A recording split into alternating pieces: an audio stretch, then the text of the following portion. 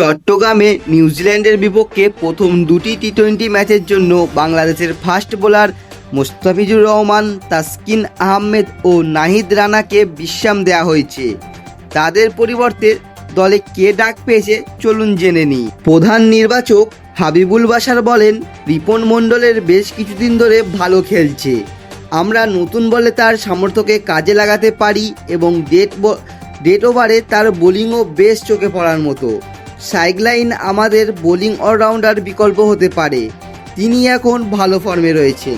আমরা তাকে টি-20 দলে দেখার আশা করেছিলাম।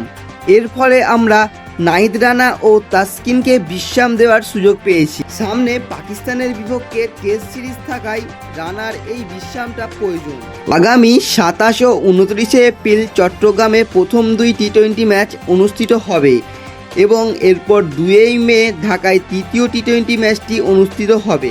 বাংলাদেশের টি-20 স্কোয়াড হলো লিটন দাস, সাইফ হাসান, পারভেজ হোসেন ইমন, তানজিদ হাসান, শামীম হোসেন, তৌহিদ হৃদয়, নুরুল হাসান, মেহেদি হাসান, নাসুম আহমেদ, রিশাদ হোসেন, শরীফুল ইসলাম, তানজিদ হাসান সাকিব, রিপন মণ্ডল, মোহাম্মদ সাইফুদ্দিন, আব্দুল গাফর রাহিম।